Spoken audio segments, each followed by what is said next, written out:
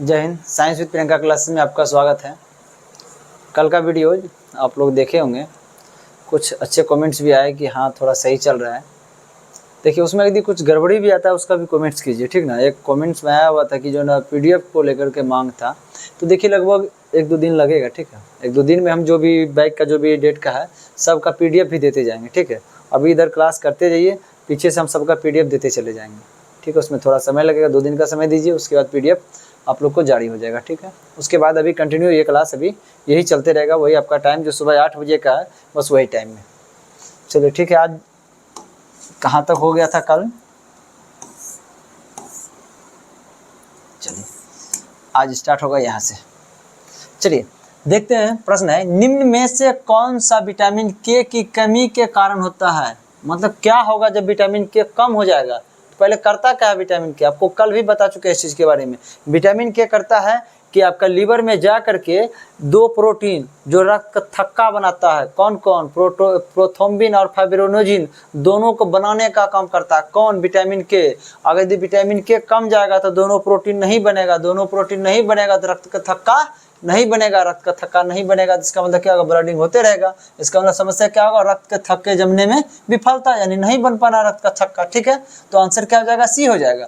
और देखिए ऑप्शन का भी देखते हैं क्या, डिम्ब की अपरिपक्वता। पहले डिम्ब क्या चीज समझिएगा। डिम्ब हो गया आपका अंडा, क्या हो गया, ये अंडा कहिए या अंडाणु कहिए, इंग्लिश में इसको ओवम कहिए, ठीक है। ये अंडा, ठीक है। कि ओ परिपक्वता मतलब क्या चीज होता है, अंडाणु जो परिपक्व मतलब यह होता है कि वह निषेचन करने लायक हो। निषेचन क्या है पहले ये समझिए ध्यान से, समझिए ध्यान से। जो पुरुष जो होता है, पुरुष का जनन अंग जो होता है, पुरुष के जनन अंग से शुक्राणु निकलता है। क्या निकलता है आपका, शुक्राणु निकलता है, ठीक है। अब मादा का जनन अंग से क्या निकलता है आपका, अंडाणु निकलता है, ठीक है। जब देखिए समझिएगा ध्यान से, ये दोनों क्या करता है, ये भी क्या, ये और ये, जब ये भी परिपक्व होता है, ये भी परिपक्व मतलब क्या होता है कि एकदम तैयार हो जाना, कंप्लीट रूप से तैयार हो जाना। इसको परिपक्व होने में आपका विटामिन ई मदद करता है और हार्मोन्स है वो सब मदद करता है परिपक्व होने के लिए, ठीक है। जब परिपक्व हो जाएगा तो दोनों क्या होगा, ये शुक्राणु और उधर से अंडाणु दोनों क्या करेगा, निषेचन करेगा। निषेचन एक क्रिया है, ठीक ना। निषेचन करके क्या बनाएगा, एक जायगोट का निर्माण करेगा। ये जायगोट क्या चीज है समझिएगा ध्यान से। ये जायगोट एक कोशिका, सिर्फ सिंगल कोशिका बना हुआ यहाँ पे, ठीक ना। वही सिंगल कोशिका का क्या होता है, विभाजन होता है। विभाजन होते होते हम लोग का इतना बड़ा जो बॉडी है वही सिंगल कोशिकाओं से मिलकर के बना हुआ है, उसका विभाजन के कारण बना हुआ है, ठीक है। तो अब बताइए लगभग हम लोग के शरीर में 35 लाख करोड़ कोशिका है। बताइए एक ही कोशिका से इतना बॉडी में बना, किसके कारण से, इस कोशिका के विभाजन से, ठीक ना। अब समझिएगा ध्यान से, ये अंडाणु मादा जनन से कहाँ अंडाणु कहाँ बनता है, समझिए ध्यान से। ये आपका हो गया अंडाणु, ठीक। ये अंडाशय हुआ, इसी के अंदर में क्या पाया जाता है, अंडाणु पाया जाता है। अंडाशय मतलब कि क्या हो गया कि अंडाशय हो गया अंडाणु का रहने का घर, जलाशय जल का रहने का घर, शुक्राशय यानी शुक्राणु का रहने का घर, मूत्राशय यानी मूत्र का रहने का घर, एक तो वही चीज, ठीक ना। अब यहाँ से अंडाशय से अंडाणु क्या आता है, बाहर निकल कर इस माध्यम से गमन करता है, इधर जाता है, ठीक ना। इधर जाते जाते यहाँ तक पहुँचता है, कहाँ तक, यहाँ तक पहुँचेगा। ये क्षेत्र किसका है, क्या कहलाता है ये क्षेत्र आपको कहलाता है फैलोपियन नलिका। क्या कहलाता है आपका, फैलोपियन नलिका। और इसी को कहते हैं ओविडक्ट। क्या कहते हैं, ओविडक्ट। ओविडक्ट मतलब क्या होता है, जो अंडाणु है, अंडाणु को इंग्लिश में कहते हैं ओवम। क्या कहते हैं, ओवम। और डक्ट मतलब होता है नली। मतलब क्या हो गया, अंडाणु को गमन करने वाला नली बोलिए, या ये तो यही हुआ ना, अंडाणु यहाँ से निकल के यही नली के द्वारा गमन कर रहा है। ये इसको अंडाणु का गमन करने वाला नली बोलिए या फैलोपियन नलिका बोलिए, बात बराबर है। तो अब देखिए फैलोपियन नलिका में ये अंडाणु क्या हुआ, यहाँ आकर के रुक गया, इस तरह से गया, इस माध्यम से इधर से यहाँ आकर के रुक गया। उसके बाद क्या होता है, जो पुरुष जनन अंग जो होता है, पुरुष जनन अंग से क्या होता है, शुक्राणु क्या होता है, इस रास्ते से जाता है, ठीक है। ये जो रास्ता है, योनि होते हुए गिरवा होते हुए, ये रास्ते होते हुए कहाँ जाता है, ये भी एक तरह समझिए यहाँ पर पहुंचता है। कहाँ, ये भी पहुंचा कहाँ पर, फैलोपियन नलिका में। दोनों क्या करेगा, अंडाणु और शुक्राणु दोनों एक तरह से पहुंच गया फैलोपियन नलिका में। दोनों यहाँ क्या करेगा, निषेचन की प्रक्रिया करेगा। निषेचन करने के बाद ये दोनों क्या बनाता है, निषेचन करने के बाद जायगोट बनाता है। क्या बनाता है, एक जायगोट का निर्माण करेगा। जायगोट क्या होगा, ये जो गर्भाशय, ये क्षेत्र आपका क्या है, गर्भाशय का क्षेत्र है। गर्भाशय का कोई दीवार में आकर के क्या करेगा, चिपक जाएगा, ठीक है। तो अब एक तरह समझिएगा ध्यान से, एक और चीज का आप नाम सुनते होंगे, मादा नसबंदी। मादा नसबंदी किस चीज के लिए किया जाता है? ताकि मादा से आया हुआ जो अंडाणु होता है, पुरुष का शुक्राणु, दोनों में निषेचन ना हो। क्या समझिए कि अगली हम लोग के भाषा में बोला जाए तो मादा नसबंदी या पुरुष नसबंदी इसलिए करवाया जाता है ताकि जो है आगे का संतान कोई ना हो। तो भाई आगे का संतान कब पैदा होता है? जब शुक्राणु अंडाणु निषेचन करता है, तब ना जायकोट बना भाई, तब ना उसके आगे बना है। अगर यदि हम इस शुक्राणु या अंडाणु को मिलने ही ना दे तो यह निषेचन प्रक्रिया होगा। यहाँ जो आकर के मिल रहा था, ये दोनों को मिलने, इधर से जाकर के ही मिल रहा था, इधर से निकल के ही मिल रहा था, दोनों को मिलने ही ना दे तो क्या होगा? ये प्रक्रिया निषेचन हो पाएगा? नहीं। तो डॉक्टर क्या करते हैं कि जिसको एक तरह से मादा नसबंदी करवाना है, ठीक ना, तो मादा नसबंदी में क्या होता है कि यहाँ पे जो ये जो मिल जो रहा था, यही बीचों बीच क्या करता है, यहाँ पर जो है ना काट देता है, काट के क्या करता है, इसको जो है ना धागा से बांध देता है। आज काट करके बांध दिया तो शुक्राणु जाएगा, कोई दिक्कत नहीं है। रिलेशनशिप तो उसके बाद भी बन सकता है, ऐसा बात नहीं है कि जहाँ मादा नसबंदी होगा उसके बाद रिलेशनशिप नहीं बनेगा, ठीक ना। तो उस दौरान के शुक्राणु तो जाएगा ही, अंडाणु भी आएगा, लेकिन दोनों मिलेगा नहीं, क्योंकि यह रास्ता क्या हुआ, कट गया है। दोनों का मेल का जहाँ जगह था वो कट गया है, रास्ता बाधित हो गया, बंद हो गया। अब दोनों मिलेगा नहीं तो निषेचन होगा नहीं, जायगोट का निर्माण नहीं होगा। उसके बाद कोई भी आगे क्या होगा, ये जायगोट के द्वारा हमारे शरीर का निर्माण होता है, आगे कोई भी प्रक्रिया नहीं होगा। शुरुआती प्रक्रिया यही कैंसिल हो गया, यहाँ से ही कैंसिल हो गया। और पूछा भी जाता है कि निषेचन की प्रक्रिया कहाँ होता है, तो समझिएगा ध्यान से, देख लीजिए निषेचन प्रक्रिया कहाँ हो रहा है। ये मादा जननांग, ये पूरा क्या है, ये सब मादा जननांग है, ठीक ना। मादा जननांग के फैलोपियन नलिका में क्या होता है, निषेचन का प्रक्रिया होता है, ठीक है। चलिए अब अगला क्या है आपका, तंत्रिका शोध। देखिए तंत्रिका शोध क्या चीज है? तंत्रिका क्या है? ये कोशिका है, हमारे शरीर की कोशिका है, जो क्या होता है, जन्म के बाद कभी उसका विभाजन नहीं होता। लगभग सब कोशिकाओं का विभाजन होता है, और सर्वाधिक विभाजन किसका होता है? लीवर के कोशिकाओं का सबसे अधिक विभाजन होता है। लीवर में कौन सा कोशिका पाया जाता है आपका? तो हिपेटिक कोशिका पाया जाता है। उसी हिपेटिक कोशिका के रहने के लगभग, देखिए हिपेटिक कोशिका जो उसमें होता है 80% लगभग पाया जाता है हिपेटिक कोशिका, ठीक है। तो उसी हिपेटिक कोशिका के रहने के कारण लीवर के अध्ययन को हिपेटोलॉजी कहा जाता है, ठीक है। चलिए और यह तंत्रिका कोशिका का विभाजन नहीं होता। यह कारण से शरीर का सबसे लंबा कोशिका कौन है? लंबाई में सबसे लंबा कोशिका कौन हो गया आपका? तंत्रिका कोशिका होगा। आकार में सबसे बड़ा कोशिका कौन हो गया? तो क्या हो गया आपका? अंडाणु। यही जो अंडाणु जो था, यह आकार में सबसे बड़ा कोशिका हुआ शरीर का, ठीक है। चलिए तंत्रिका शोध मतलब क्या? तंत्रिका तो आपका तंत्रिका कोशिका हो गया, उसमें शोध, तंत्रिका शोथ मतलब क्या होता है कि तंत्रिका में सूजन आ जाना। क्या हो जाना? तंत्रिका में सूजन, कुछ समस्या आ जाना, उसमें घाव हो जाना। तो अब जिसमें अब देखिए कहीं भी जख्म होता है तो वहाँ क्या होता है? दर्द होता है। अगर यदि आपका रीढ़ की हड्डी का तंत्रिका तंत्र में अगर यदि आपका जख्म हो गया है तो क्या होगा? आपका रीढ़ का हड्डी दर्द करेगा। मस्तिष्क का तंत्रिका तंत्र में जख्म हो गया है तो वो मस्तिष्क दर्द करेगा। जहाँ का तंत्रिका तंत्र डैमेज होगा वहाँ क्या होगा? आपका दर्द होना शुरू हो जाएगा। चलिए अगला क्या चीज है? गर्भाशय में ब्लास्टोसिस्ट का बनना। अब समझिए ध्यान से, फिर सेम बात आता है, गर्भाशय में ब्लास्टोसिस्ट का बनना होता है क्या चीज? यहाँ से देखिए अंडाशय से अंडाणु निकल के आएगा फैलोपियन नलिका में, एक तरह से पुरुष जननांग जो होता है उससे क्या होगा? यहाँ पे शुक्राणु क्या होता है, इस भाग से जाकर क्या होता है? यहाँ पहुंचता है, ये पहुंचेगा यहाँ पे, ये पहुंचेगा यहाँ पे। शुक्राणु अंडाणु दोनों निषेचन करेगा, निषेचन करने के बाद एक जायगोट का निर्माण करेगा, और जायगोट क्या होगा? यहाँ गर्भाशय में आकर के यहाँ पहुंच जाएगा। गर्भाशय में पहुंचने के बाद जायगोट जो होता है ना, बनने का काम जो होता है फर्स्ट दिन में होता है, ठीक ना। कब? निषेचन के फर्स्ट दिन में। जैसे निषेचन यहाँ हुआ उसके अब क्या होता है? उस दिन क्या होता है? यहाँ पे निर्माण किसका होता है? जायगोट का, ठीक है ना। उस दिन से निषेचन के लगभग 5वें दिन तक में क्या हो जाता है? यह जायगोट तो एक ही कोशिका होता है ना, यह कोशिका का क्या होता है? विभाजन होता है। विभाजन होते होते 5 से 6 दिन में यह कोशिका लगभग कितनी की संख्या में हो जाती है? 100 की कोशिका में 100 की कोशिकाओं की संख्या में हो जाती है। यही जो 100 की कोशिकाओं में हो जाती है ना संख्या में, इसी को हम क्या कहते हैं? ब्लास्टोसिस्ट। क्या कहते हैं हम? ब्लास्टोसिस्ट कहते हैं। चलिए ये खत्म हो गया। चलिए अगला देखते हैं क्या चीज है आपका, कि निम्नलिखित में से कौन सा आपको विटामिन सी की बड़ी आपूर्ति प्रदान करता है? कौन विटामिन सी की बड़ी आपूर्ति प्रदान करता है? देखिए ध्यान से कि विटामिन सी का रासायनिक नाम क्या है? एस्कार्बिक एसिड यानी एस्कार्बिक अम्ल। अम्ल क्या होता है? स्वाद में खट्टा होता है। इसका मतलब खट्टा जो होगा ओकरा में पाया जाएगा क्या चीज? Vitamin C. तो जो खट्टा जो फल है, तो खट्टा फल में क्या पाया जाता है? आपका विटामिन सी पाया जाता है। खट्टा फल कौन कौन सा हो गया? संतरा हो गया आपका, नींबू हो गया आपका, नारंगी हो गया, मौसमी हो गया,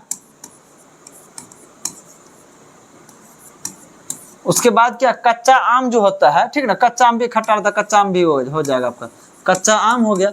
ये सब में क्या पाया जाता है आपका, विटामिन सी भरपूर मात्रा में पाया जाता है। और एक और बात याद रखिएगा, जो विटामिन सी, आपको इसका रासायनिक नाम क्या होता है, एस्कॉर्बिक एसिड होता है, ठीक ना। देखिए विटामिन सी की कमी से क्या क्या चीज आपको समस्या होता है। देखिए विटामिन सी फायदा क्या देता है, विटामिन सी शरीर के अंदर एंटीबॉडी का निर्माण करता है, रोग प्रतिरोधक क्षमता बढ़ाता है, ताकि कोई भी बाहर से बैक्टीरिया वायरस आता है तो उसका विरोध कर सकते हैं, उससे आप लड़ सकते हैं। ऐसा क्या करता है, एंटीबॉडी शरीर में बनाता है, कौन, विटामिन सी। लेकिन जो बना रहा है, कौन बना रहा था, विटामिन सी, जो बना रहा है वही कम गया, इसका मतलब आपका बीमारी भी आपको होना है। बीमारी क्या होगा, जो कि आपका रोग प्रतिरोधक क्षमता शरीर में अधिक था, रोग से लड़ रहे थे, अब क्या हो जाएंगे, आप कमजोर हो जाएंगे, क्या कि आपको बनाने वाला ही क्या हो गया, कम गया है। तो प्रॉब्लम क्या आता है, कमी से क्या समस्या आती है कि रोग प्रतिरोधक क्षमता में कमी, रोग प्रतिरोधक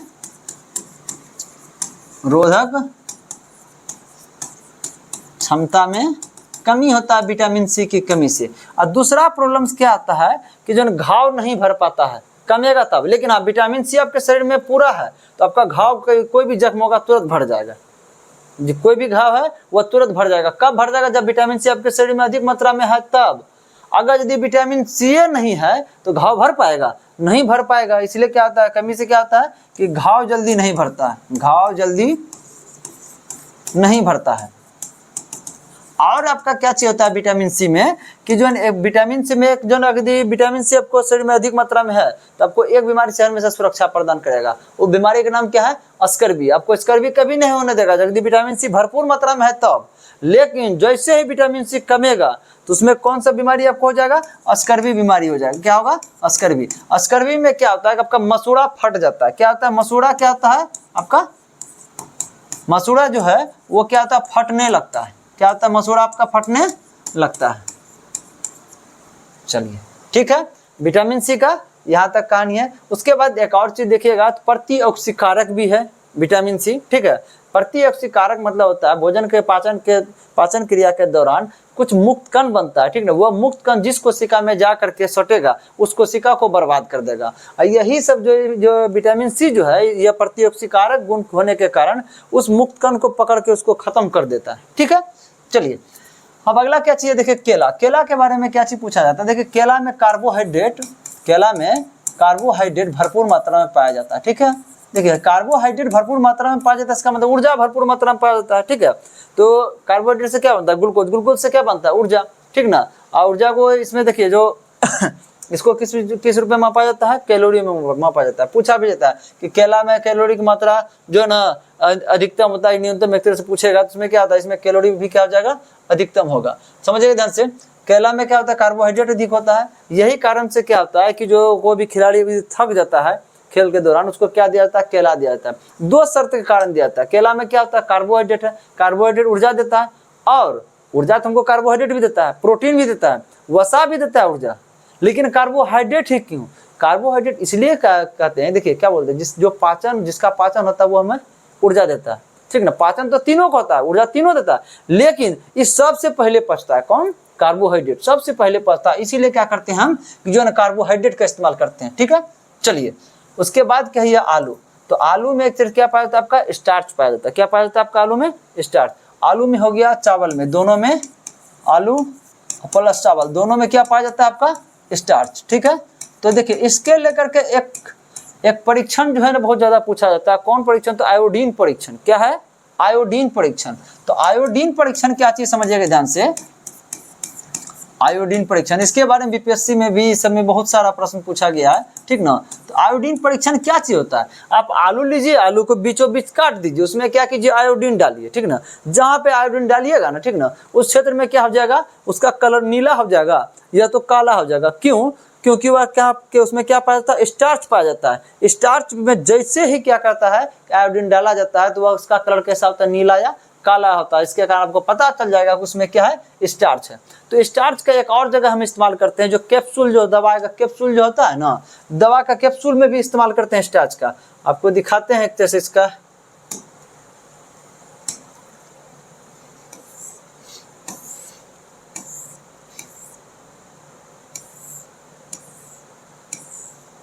लगता है फिगर डिलीट हो गया, नहीं है, देखिए यह जो कैप्सूल है, ये सब जो कैप्सूल है इसमें किसका इस्तेमाल किया जाता है, देखिए ना, इस जो कैप्सूल है, ये कैप्सूल है, कैप्सूल का जो आवरण जो होता है उसको यदि ऊपर से खोलिएगा ना तो खुल जाता है, ठीक ना। यह स्टार्च का बना होता है, जैसे सर आपके पेट के अंदर जाता है फिर यह क्या होता है, इस स्टार्च का होता है पाचन, और जो दवाई होता है उस शरीर के अंदर काम करता है, ठीक है। इसमें वैसा सब दवाई के इस्तेमाल भर के दिया जाता है जो कि आपको स्वाद में बहुत खराब लगे, ठीक ना, वैसा सब दवाई को दिया जाता है ताकि जो है स्वाद का आपको जीभ के पास जाएगा ही नहीं, जीभ में उसका दवाई का जो है संपर्क होगा ही नहीं, इसके मतलब क्या, उसका जो है स्वाद का कोई इफेक्ट ज़्यादा नहीं पड़ेगा, इसीलिए इसमें भर के दिया जाता है। चलिए अगला क्या चीज बचा अब आपका मांस। देखिए मांस में 3 चीज मुख्य रूप से बहुत अधिक मात्रा में पाया जाता है। एक, आयरन अधिक मात्रा में पाया जाता है, ठीक। दूसरा, आपको विटामिन ए अधिक मात्रा में पाया जाता है, ठीक है। और तीसरा आपको आयरन हो गया, विटामिन ए, प्रोटीन बहुत अधिक मात्रा में पाया जाता है। क्या पाया जाता है, प्रोटीन। मांस में मुख्य रूप से 3 चीज जो है ना बहुत अधिक मात्रा में पाया जाता है। चलिए अगला देखते हैं कि डैश विटामिन बी का सबसे समृद्ध स्रोत है। कौन है जो कि विटामिन बी का सबसे समृद्ध स्रोत, माना हाई, नॉर्मल का वैल्यू नहीं है, बहुत अधिक बोला, नॉर्मल में तो दाल भी आ जाएगा, ठीक ना। बहुत अधिक किस में होता है, तो अनाज, अनाज मतलब कौन चीज हो गया, चावल हो गया, गेहूं हो गया, मक्का हो गया, इस समय क्या होता है, विटामिन बी का बहुत अधिक स्रोत उसमें पाया जाता है, ठीक है। चलिए अब दाल में आपका क्या चीज बहुत अधिक मात्रा में पाया जाता है, प्रोटीन पाया जाता है, ठीक ना। हमारे घर पे पिताजी अक्सर कहते रहते हैं कि चाहे रोटी और दाल खाओ, मतलब दाल का बहुत ज़्यादा कहते हैं इस्तेमाल करने के लिए हमको, ठीक है। तो क्या है कि उसमें क्या होता है, प्रोटीन पाया जाता है। प्रोटीन बहुत फायदेमंद है शरीर के लिए। क्या है, शरीर का लगभग जितना भी शरीर का कोशिका का जो टूट फूट होता है, जो भी प्रक्रिया होता है, ठीक ना, उस सब में क्या होता है, जन कोशिकाओं को जोड़ने का काम क्या करता है, आपका प्रोटीन ही करता है। यह सेब जो होता है, समझिए सेब में विटामिन ए पाया जाता है, और सेब क्या होता है, त्वचा के लिए बहुत ज़्यादा फायदेमंद है, ठीक है। त्वचा के लिए सबसे ज़्यादा फायदेमंद यदि कोई फल होता है तो उसमें क्या आता है, आपका सेब भी आता है। चलिए बिस्किट का बात छोड़िए, मैदा से भी बनता है, आपका आटा से भी बन जाता है, इसमें मक्खन भी मिल जाता है, इसका कहानी हटाइए। चलिए अगला क्या चीज है, लैंगरहैंस के आइलैंड्स किस मानव अंग में पाए जाते हैं। पहले समझिएगा, लैंगरहैंस जो है यह वैज्ञानिक का नाम है। लैंगरहैंस कौन है, लैंगरहैंस जो है वैज्ञानिक का नाम है। के आइलैंड्स, आइलैंड्स किसको कहा जाता है, आप देखे होंगे जैसे कहीं एक तरह से धरातल है और उसके चारों तरफ पानी है, उसको क्या कहते हैं, आइलैंड्स। आप बताइए लैंगरहैंस को कहाँ ऐसा जगह मिल गया शरीर के अंदर जहाँ एक सूखा जगह है, उसके चारों तरफ पानी है। इसको मिला था कहाँ पे, तो समझना है ध्यान से इसको।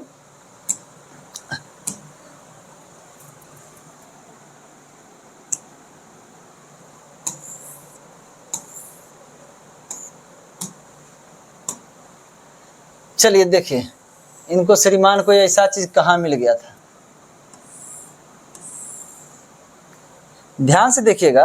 यह जो आपका पीला वाला पार्ट है, ठीक है, यह है आपका पैनक्रिया, जिसको अग्न्याशय कहते हैं। यह क्या है, पैनक्रिया, जिसको क्या कहते हैं हम, अग्न्याशय कहते हैं, ठीक है भैया, अमाशय नहीं।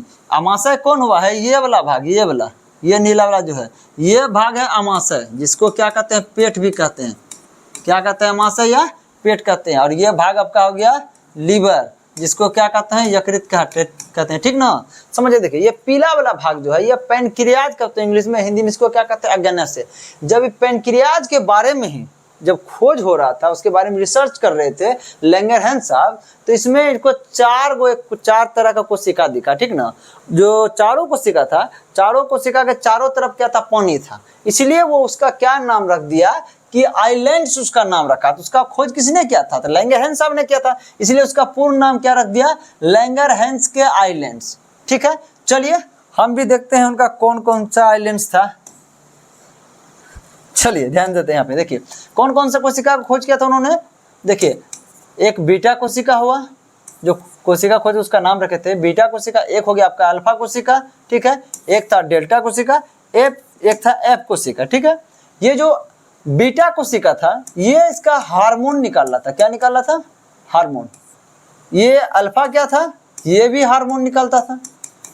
ये डेल्टा क्या था, ये भी हार्मोन निकालता था, ठीक है। समझिएगा ध्यान से, हार्मोन क्या करता है, आपके शरीर के अंदर जो भी रासायनिक अभिक्रिया है, ठीक ना, रासायनिक प्रक्रिया जो भी सबका नियंत्रण करता है। जैसे मासिक स्राव टाइमिंग से होता है, वो अंडे का परिपक्व होना, शुक्राणु का परिपक्व होना, शुक्राणु को एक तरह से क्या होता है कि जो ना अधिविरेचन से एक तरह से मूत्र नलिका तक पहुंचना, ये जितना भी कॉम्बिनेशन होता है रासायनिक प्रक्रिया होता है उसको नियंत्रित करने का काम कौन करता है? आपका हार्मोन करता है। ठीक है, हार्मोन कहाँ पाया जाता है? रक्त में पाया जाता है। ठीक है, एक बार समझिएगा ध्यान से, हम लोग का शरीर में जो ग्रंथि होता है वो दो टाइप्स का होता है। एक होता है अंतःस्रावी ग्रंथि, एक होता है बहिर्स्रावी ग्रंथि। तो अंतःस्रावी ग्रंथि बहिर्स्रावी ग्रंथि में अंतर क्या है? बहिर्स्रावी ग्रंथि इसमें जैसे कि मग में पानी लिए ऐसे आप उझल दिए, ये हो गया आपका बहिर्स्रावी ग्रंथि, मतलब बाहर, जहां था अंदर में था, ठीक था मग में, और जैसे छोड़े तो बाहर में छोड़ दिए। ठीक है, ये हो गया आपका बहिर्स्रावी। अंतःस्रावी क्या आता है? मग में पानी है लेकिन जैसे छोड़ेंगे वहां एक पाइप लगा हुआ रहेगा, उस पाइप के माध्यम से वो पानी कहीं दूसरे और जाएगा। ठीक है, यानी अंदर जाएगा, तो इसको क्या कहेंगे हम? अंतःस्रावी ग्रंथि कहते हैं। ठीक है, तो अब जो पाइप जो है, हम लोग के शरीर में पाइप कौन सा है भाई? नस ही है ना, और नस में क्या जाता है?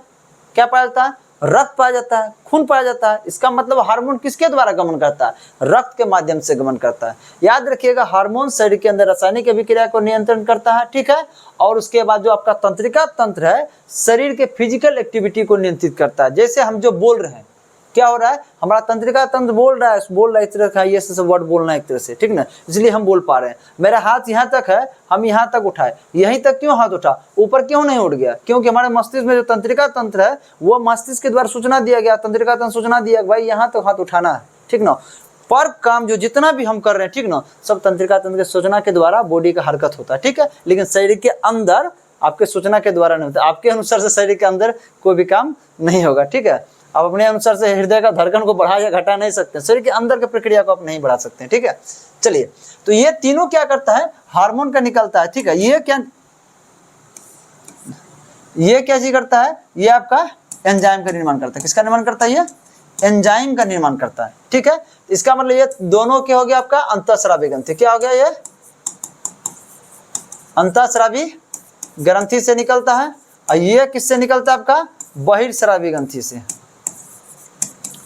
बहिर्स्रावी ग्रंथि से। ठीक है, तो देखिए इसका मतलब इस अग्न्याशय में क्या हो रहा है? अंतःस्रावी ग्रंथि भी है और बहिर्स्रावी ग्रंथि भी है। इसका मतलब अंदर बाहर दोनों काम हो रहा है, यानी मिश्रित करने, एक तरह से दोनों काम ही कर दे रहा है। ठीक ना, इसीलिए अग्न्याशय ग्रंथि को क्या कहा जाता है? मिश्रित ग्रंथि कहते हैं। शरीर का कौन सा ग्रंथि जिसको मिश्रित ग्रंथि कहा जाता है, तो वो कौन सा है? अग्न्याशय। ठीक है, अग्न्याशय ग्रंथि को कौन सा ग्रंथि कहते हैं हम लोग? मिश्रित ग्रंथि कहते हैं। चलिए, अब ये सब जो हार्मोन, ये सब जो चारों कोशिका से जो केमिकल निकला है, जो भी है उसका काम क्या है, अब इसके बारे में हम समझते हैं। चलिए,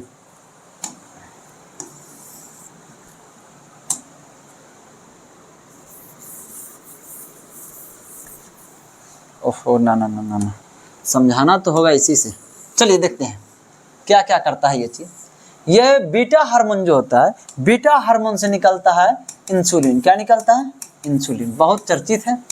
ठीक ना, अक्सर एग्जाम में पूछा था। इंसुलिन करता क्या चीज, समझिए ध्यान से। अगर यदि आप जो भी भोजन ग्रहण करते हैं, ठीक ना, भोजन से कार्बोहाइड्रेट ग्रहण के, प्रोटीन वसा के, जो भी के, ठीक ना, उससे जो ऊर्जा मिलती है, ठीक ना, जैसे जो ग्लूकोज मिलता है, ग्लूकोज कहाँ चला जाता है? आपके ब्लड में चला जाता है। वही ब्लड में अगर ग्लूकोज का मात्रा बहुत अधिक हो जाता है, ठीक ना, तो ग्लूकोज का बहुत अधिक मात्रा हो जाना क्या कहलाता है? आपका शरीर के अंदर कौन सा बीमारी लाता है? आपको डायबिटीज लाता है, जिसको हम क्या कहते हैं? शुगर कहते हैं, जिसको हम क्या कहते हैं? चीनी बीमारी कहते हैं। ठीक है, तो ये तीनों बीमारी किसको कहते हैं? बस वही डायबिटीज को कहते हैं, या हिंदी में उसको क्या कहते हैं? मधुमेह कहते हैं। तो अब अगर ये बीमारी हो जाता है तो क्या दिक्कत होगा आपको? दिक्कत यही होता है कि बाद में आपको घाव हो गया, यहाँ पे ऑपरेशन करके इसको फाड़ दिया गया। ठीक है, फाड़ देने के बाद अगर यदि आपको डायबिटीज है, ठीक ना, तो ये घाव जुटबे नहीं करेगा, ये सटेगा ही नहीं। ठीक नहीं, आपका जख्म खत्म ही नहीं होगा। क्यों? क्योंकि अगर यदि आपको मधुमेह है तो क्या होता है? आपका शरीर का जो कोशिका जो होता है विभाजित होना बंद कर देता है। विभाजित होना क्या हो जाएगा? बंद। भाई विभाजन से ना आपस में जुड़ सब आपस में सट जाता है, तो फिर बराबर हो जाता है। वो कोशिका विभाजन होना ही बंद कर देता है। कब ऐसा स्थिति होता है? जब आपके रक्त में ग्लूकोज की मात्रा क्या हो जाएगा? बहुत अधिक हो जाएगा। ठीक है, तो लेकिन हाँ, हो भी जाता है, लेकिन हमारे शरीर के अंदर उसका इलाज भी है। अधिक नहीं होने देता। कौन नहीं होने देता है? तो यही इंसुलिन हार्मोन, यह बोले थे ना शरीर के अंदर रासायनिक प्रक्रिया का नियंत्रण करता है ये हार्मोन, ठीक ना। जैसे ही देखा कि ग्लूकोज अधिक हो रहा है, उस ग्लूकोज को क्या करेगा, इस लीवर के पास, किसके पास, इस लीवर के पास ग्लूकोज को ला करके क्या कर देगा, ये जमा कर देगा। वही ग्लूकोज का जो ढेरी जो हो जाता है ना, जमा हो जाता है, तो उसको हम क्या कहते हैं, इसको क्या नाम देते हैं हम, ग्लाइकोजन। क्या नाम देते हैं, ग्लाइकोजन, ठीक है। अब क्या होता है, एक तो प्रक्रिया ये क्या किया, इंसुलिन क्या किया, जो रक्त, जो नस जो था, नस में उपस्थित जो रक्त था, रक्त में ग्लूकोज की मात्रा अधिक था, उसको कहाँ पहुंचा दिया, लीवर तक पहुंचाया, ठीक है। यानी समझ लीजिए ये नस है, बाय द वे समझिए ध्यान से, ये नस है, यहाँ ग्लूकोज अधिक हो गया था, जिससे एक नस यहाँ से गुजर रहा है, ठीक है। हाँ, यहाँ ग्लूकोज की मात्रा बहुत अधिक हो गया, तो यहाँ से किस में ले आया ये इंसुलिन, लीवर में। वहीं ये जो अल्फा हार्मोन है, इससे क्या चीज निकलता है, ग्लूकागॉन। क्या निकलता है, ग्लूकागॉन। ये ग्लूकागॉन क्या करता है कि बाय द वे कभी, अभी तो तक क्या था, रक्त से कहाँ पहुंच रहा था, लीवर में, ठीक है। रक्त से, रक्त टू लीवर, कौन ये काम कर रहा था, आपका इंसुलिन, ठीक है। अब उसके बाद, अब लीवर से क्या होगा, जब लीवर में जो अधिक हो जाएगा तो कहाँ पहुंचाएगा, रक्त, लीवर से रक्त पहुंचाने का काम करता है आपका ग्लूकागॉन। इसका मतलब क्या हो गया आपका, ये ग्लूकागॉन क्या कर रहा है, इंसुलिन का उल्टा काम कर रहा है। अब देखिए कब आपके रक्त में एक तरह से ग्लूकोज की कमी हो जाएगा, बाद में 2 दिन तक वो उपवास कर लीजिए, नहीं खाना खाए, खाना खाइएगा तो ग्लूकोज बनबे करेगा है, नहीं खाना खाए, ठीक है, तो रक्त में ग्लूकोज की कमी हो जाएगा। लेकिन शरीर को ऊर्जा बनाने के लिए ग्लूकोज चाहिए, तो वही जो ढेरी जो रखा था ना ग्लाइकोजन, इसको ग्लूकागोन कहता है। गोन मतलब क्या होता है, जाना, ग्लूका मतलब क्या होगा, ग्लूकोज, ग्लूकोज का जाना है, एक तरह से समझाने के लिए कर रहे हैं। ये क्या करता है, ग्लाइकोजन को तोड़ तोड़ के क्या करता है, फिर रक्त में ग्लूकोज की मात्रा को बढ़ा देता है, ठीक है। चलिए, अब उसके बाद अगला आपका आता है ये हार्मोन, ये हार्मोन इसको कहते हैं सोमैटोस्टेटिन। क्या कहते हैं इसको हम, सोमैटोस्टेटिन। ये सोमैटोस्टेटिन क्या करता है, ये दोनों को नियंत्रित करता है, किसको, इंसुलिन को भी और ग्लूकागॉन को भी। नियंत्रित करने का मतलब क्या करता है, ये फिक्स करता है भाई इंसुलिन तुम ठीक है, अगर यदि तुम ग्लूकोज को रक्त से लीवर में लेके जा रहे हो तो तुम लिमिट में लेके जाना, ऐसा नहीं कि सब ग्लूकोज को लेके चल जाओगे। जब रक्त से सब ग्लूकोज को लेकर चल जाएगा तो आपके शरीर में क्या ऊर्जा बनाने के लिए कुछ बचेगा, आप बेहोश होकर के गिर जाइएगा, मर जाइएगा, ठीक ना। उसका निर्धारित करता है सोमैटोस्टेटिन कि नहीं इतना ही मात्रा में तुम ले जाओगे, ठीक है। उसी का फिर उधर से जो आता जो है लेकर के, कौन, ग्लूकागॉन लीवर से, ठीक ना, उसको भी ये फिक्स करता है भाई इतने मात्रा में लेकर के आना, ऐसा नहीं कि सब लेकर के चल आना और फिर क्या होगा, बहुत अधिक मात्रा में ग्लूकोज हो जाए रक्त में, ठीक है। वही बोला जाता है कि इंसुलिन की कमी से क्या होता है, मधुमेह रोग। जो इंसुलिन की कर रहा था आपका, इंसुलिन कर रहा था, ब्लड से ग्लूकोज को लीवर तक ले जा रहा था है? वही कम जाएगा तो ले जा पाएगा, तो ग्लूकोज क्या होगा, अथी में ब्लड में बढ़ जाएगा, तो उसी को हम कहते हैं मधुमेह रोग। चलिए, इसका कहानी अब क्या हो गया, खत्म। चलिए, अग्नाशय का खत्म हुआ पार्ट ना। चलिए, अब क्या है, मस्तिष्क। देखिए, मस्तिष्क मुख्य रूप से क्या होता है, शरीर का सूचनाओं का केंद्र होता है, यानी सूचना जाएगा भी यहीं से, ठीक है, आएगा भी सूचना यहीं पे। इसको ले जाने आने का काम कौन करता है, तंत्रिका कोशिका, जिसके बारे में हम बता चुके हैं, ठीक है। मस्तिष्क के बारे में व्याख्या संपूर्ण रूप से होगा तो अच्छा होगा, एक एक पार्ट का व्याख्या करना ठीक नहीं लगता है, ठीक है। इसका जब चैप्टर होगा उसमें उसका व्याख्या होगा, ठीक है। चलिए, अगला आता है आपका क्या चीज है, यकृत। क्या है ये, अरे यार क्या है ये, यकृत। समझिएगा ध्यान से, यकृत अभी तुरंत हम आपको फिगर के माध्यम से बताते हैं कौन था यकृत, ठीक है। यकृत क्या करता है आपका, पित्त रस स्रावित करता है। क्या स्रावित करता है, पित्त रस स्रावित करता है, ठीक ना। वही अगर यदि यह पित्त रस अधिक मात्रा में हो तो यह जमा कर देता है किसमें, पित्ताशय में। कहाँ जमा कर देता है, पित्ताशय में, वहां जमा रहता है, ठीक है। तो अब देखिए, पित्त रस क्या चीज फायदेमंद हमारे शरीर के लिए, ठीक ना। पित्त रस में क्या क्या पाया जाता है वो चीज यदि देखना चाहते हैं, समझिएगा ध्यान से। पित्त रस में आपका पाया जाता है पित्त लवण। क्या पाया जाता है आपका, पित्त लवण। यह पित्त लवण क्या करता है कि जो वसा जो होता है, ठीक ना, वसा का पाचन करता है। वसा का पाचन मतलब क्या है, देखिए यही एक है जो कि बिना एंजाइम का, पित्त लवण एंजाइम नहीं है, बिना एंजाइम का भोजन का पाचन करता है। ये किस प्रक्रिया द्वारा करता है कि ये वसा को छोटे छोटे टुकड़े में बदलता है। तो वसा को छोटा टुकड़ा में बदलेगा तो किस में बदलेगा, वसीय अम्ल में बदल देगा, ठीक है, और प्लस में ग्लिसरॉल में बदल देगा, ठीक है। तो आप देखिए यह वसा को वसी अम्ल या ग्लिसरॉल में बदलने की जो प्रक्रिया जो होता है पित्त लवण के द्वारा, इसी को हम कहते हैं पायसीकरण कहते हैं। क्या कहते हैं हम? पायसीकरण कहते हैं। सब एग्जाम में पूछा गया है, ठीक है, समझ में आ गया। पित्त लवण क्या करता है? वसा का पाचन करता है। और पित्तरस में क्या पाया जाता है भाई? कोलेस्ट्रॉल पाया जाता है। क्या पाया जाता है? कोलेस्ट्रॉल। कोलेस्ट्रॉल जो है एक तरह समझ लीजिए पीला रंग का चिपचिपा पदार्थ है। पीला रंग का क्या है? चिपचिपा पदार्थ है। अगर इसका फिगर से देखना चाहते हैं, समझा दे रहे हैं आपको। इसमें देखिए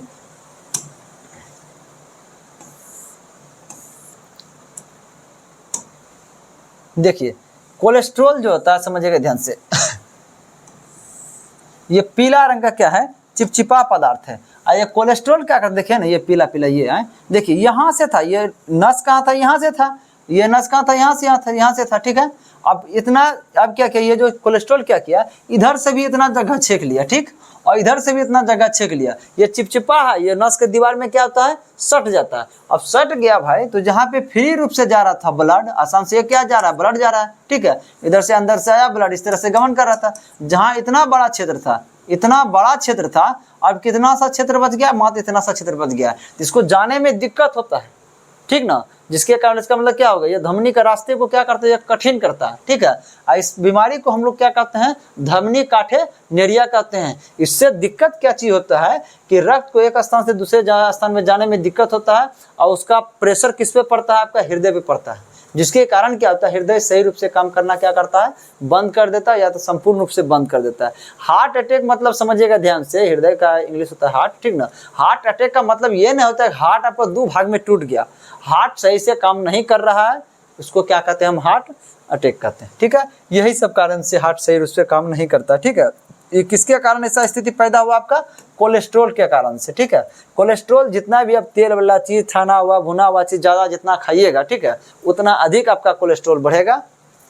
चलिए क्या क्या था भाई? कोलेस्ट्रॉल था, ठीक ना। चलो इसको फिर से लिख दे रहे हैं।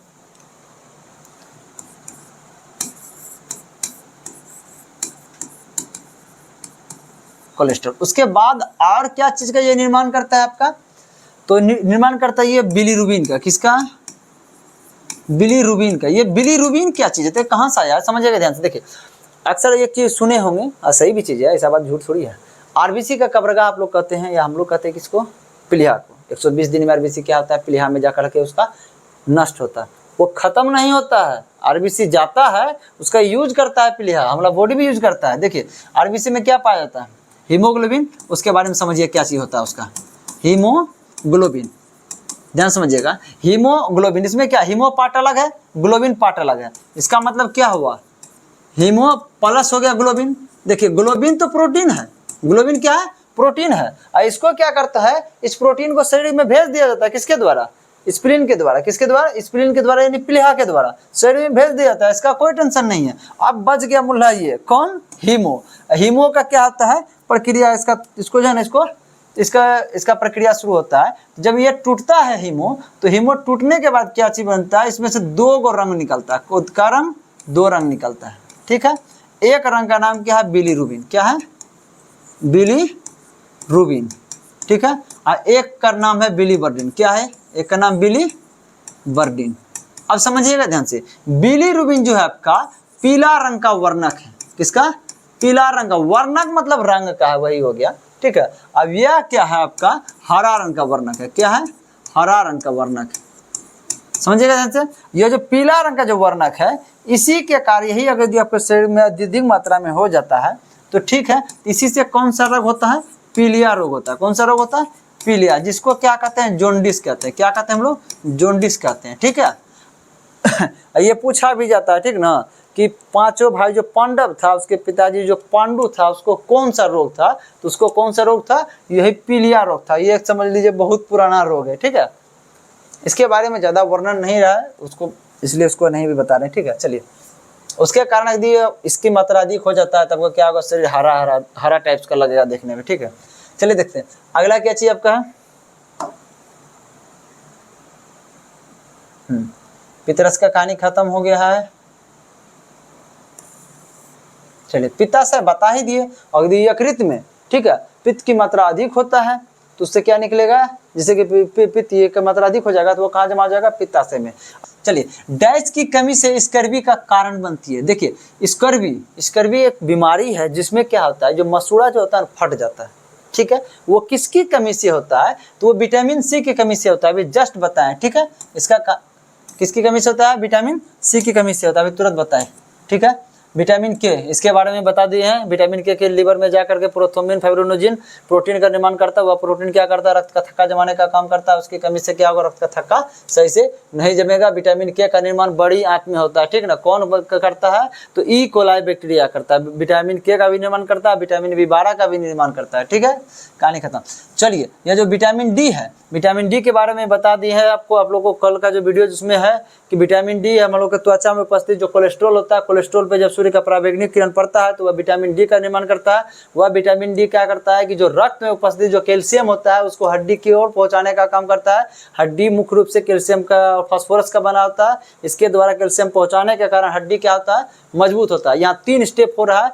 एक स्टेप क्या हो रहा है कि यहाँ पे जो सर कोलेस्ट्रॉल जो होता है, कोलेस्ट्रॉल में सूर्य का प्रकाश का किरण पड़ता है तो वहाँ क्या होता है, विटामिन डी बन रहा है, ठीक ना। जिसके कारण सूर्य के प्रकाश के कारण इसका निर्माण हुआ ना, जिसके कारण विटामिन डी को सनशाइन विटामिन कहा जाता है। यह विटामिन क्या कर रहा है, एक तरह से रक्त में उपस्थित कैल्शियम को हड्डी में पहुंचा रहा है। सेम इसी प्रकार का काम करता है कैल्सिटोनिन हार्मोन, वह रक्त में उपस्थित कैल्शियम को हड्डी में पहुंचाता है। इसका मतलब उस हार्मोन की तरह भी यह काम कर जा रहा है, ठीक ना। इसलिए विटामिन डी को हार्मोन विटामिन भी कहा जाता है।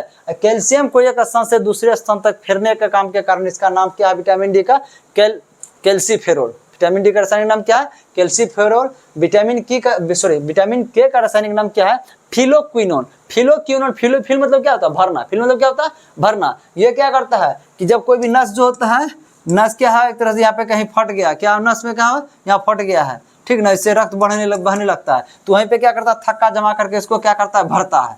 यही प्रक्रिया में सहायता प्रदान करता है आपका विटामिन के। इसलिए इसका नाम क्या है, फिलोक्विनोन। विटामिन सी अक्सर क्या होता है, खट्टे फलों में पाया जाता है। और खट्टा कौन होता है, अम्ल होता है, ठीक ना। इसलिए विटामिन सी का रासायनिक नाम क्या है, एस्कॉर्बिक अम्ल। अब देखिए विटामिन ए, समझिएगा ध्यान से। चलिए विटामिन ए के बारे में थोड़ा कुछ चलते हैं, आज व्याख्या थोड़ा होगा, वो सबका तो हो चुका था। देखिए ध्यान से, विटामिन ए जो होता है, विटामिन ए का रासायनिक नाम क्या है, रेटिनॉल। क्या है, रेटिनॉल है, ठीक ना। अब समझिए ध्यान से, ये इसलिए रेटिनॉल क्योंकि ये रेटिना के लिए बहुत ज़्यादा फायदेमंद है। रेटिना मतलब कहाँ पाया जाता है, आपका आँख में पाया जाता है, ठीक है। इसमें क्या चीज़ फायदा करता है विटामिन ए, एक रोग होता है जीरोप्थेल्मिया, जिसमें कि होता है कि आँख में क्या होता है कि जो जल जो होता है, ठीक ना, जल का कमी हो जाता है, ठीक ना। जिसके कारण क्या होता है, कौन सा रोग होता है, जीरोप्थेल्मिया होता है, वो समस्या होता है। और सबसे बेसी कारगर समस्या क्या होता है विटामिन ए की वजह से, रतौंधी बीमारी होता है। देखिए रतौंधी में क्या होता है, सबके मन में ये होता है कि रतौंधी में दिन में दिखता है, रात में नहीं दिखता है। बात वही है, लेकिन एक बात बताइए, रात में यदि बहुत ज़्यादा लाइट चमका देंगे तो उसको नहीं दिखेगा। मतलब होता है क्या आपको रतौंधी में, कि कम लाइट में आपका क्या करता है, आपका आँख जो होता है किसी प्रकाश को अपनी ओर आकर्षित नहीं कर पाता है, किसी चीज़ को सही रूप से नहीं देख पाता है। अधिक लाइट होगा तो वो देखेगा, और रात हो या दिन हो। और रात में लाइट जला देंगे तो नहीं दिखेगा, उसको दिखेगा। कम लाइट में देखने में समस्या आता है, जिसको हम लोग क्या कहते हैं, रतौंधी बीमारी कहते हैं, ठीक है। अब विटामिन ए को एंटी संक्रमण विटामिन कहते हैं। संक्रमण को एक तरह से दूर करता है, कोई भी संक्रमण इन्फेक्शन जो भी होता है, ठीक ना, बैक्टीरिया के कारण हो या वायरस के कारण हो, उसको कम करने का काम करता है विटामिन ए। विटामिन ए का स्रोत आपको पता है पहले भी। विटामिन ए किसमें पाया जाता है, आपका मांस में पाया जाता है, अंडा में पाया जाता है, गाजर में पाया जाता है, पालक का साग में पाया जाता है, पीली हरी जितनी सब्जियां हैं पत्तेदार सब में पाया जाता है। ये सब चीज़ का जिक्र कल भी हो चुका है। चलिए आगे अब देखते हैं, ज़्यादा जिक्र भी नहीं करना है। भोजन में डैश की उपस्थिति का परीक्षण करने के लिए आयोडीन का उपयोग किया जाता है। आपको बताए थे, जहाँ पे स्टार्च का मात्रा पाया जाता है, स्टार्च को चेक करने के लिए आयोडीन का इस्तेमाल किया जाता है। स्टार्च वाले खाद्य पदार्थ में जैसे ही आयोडीन डालेंगे उसका रंग नीला या काला हो जाता है। चलिए ठीक है, तो इसमें हम बता चुके हैं स्टार्च का परीक्षण, ठीक है। वसा के बारे में एक चीज़ बता दें। वसा जो होता है, समझिए ध्यान से, यही वसा है आपको कोलेस्ट्रॉल का भी निर्माण करता है। यही वसा जो होता है आपको क्या करता है, शरीर में जो आघात से बचाता है। ये जो ऊपर जो है एक तरह से जो है, समझिए ध्यान से, ये ऊपर एक तरह से क्या आता है, यहाँ पे वसा भी होता है। त्वचा के अंदर क्या आता है, वसी एक उत्तक होता है। इसको हम क्या कहते हैं, हम लोग एडिपोज उत्तक कहते हैं, ठीक है। यह क्या करता है, चोट आदि कोई भी हम लोग के शरीर पे कोई तरह नुकसान होता है, बाहरी प्रभाव उससे बचाता है। चलिए उसके बारे में व्याख्या करेंगे। वसा का एक फुल्ली पॉइंट चलेगा, अभी नहीं चलेगा, रहने दीजिए अभी इसको। चलिए विटामिन के बारे में एक चीज़ बता देने, समझिएगा ध्यान से। को दो भागों में बांटा गया। किस आधार पे बांटा गया है? तो घुलनशीलता के आधार पे। किस आधार पे? घुलनशीलता के आधार पे इसको दो भागों में बांटा गया। क्या क्या है घुलनशीलता का आधार? तो एक है कि यह एक विटामिन का प्रकार जो होता है वसा में घुलनशील होता है। क्या होता है? वसा में घुलनशील होता है। और एक विटामिन का आकार क्या होता है? वो जल में घुलनशील होता है। किसमें होता है? जल में घुलनशील होता है। अब समझिएगा ध्यान से, जो वसा में घुलनशील है वो कौन कौन विटामिन है? ए, डी, ई और के। जो जल में घुलनशील है उसको वो कौन सा विटामिन है?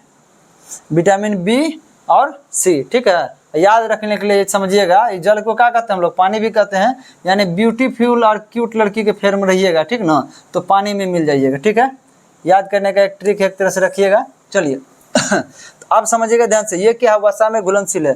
तो वसा में घुलनशील है तो इसका जमाव कहाँ होता है? इसका स्टोरेज कहाँ होता है? अधिक मात्रा में होगा तो कहाँ पे इसको जमा करके स्टोरेज करके रखेगा? तो इसको रखा जाता है यकृत में, जिसको हम लोग लीवर कहते हैं, या कहीं भी वसीय उत्तक होता है जिसको एडिपोज उत्तक कहते हैं। ठीक है, वसीय उत्तक में रखा जाता है। ठीक है, जहाँ एडिपोज उत्तक भी लिखल है तो कोई दिक्कत का बात न है। ठीक है, अब ये क्या होता है? इसका जमाव होना से जो है ना, जमाव इसका शरीर में सही रूप से नहीं हो पाता है। यह क्या होता है? मूत्र के सहारे लगातार निकलते रहता है। इसलिए कहा जाता है कि विटामिन बी और सी जो है बहुत अधिक मात्रा में खाइए। ठीक है, ये कम भी मात्रा में खाइएगा चलेगा। ठीक है, और इसको यदि कम मात्रा में खाइएगा, जब आप पेशाब करते हैं उसमें से विटामिन बी सी निकलता है।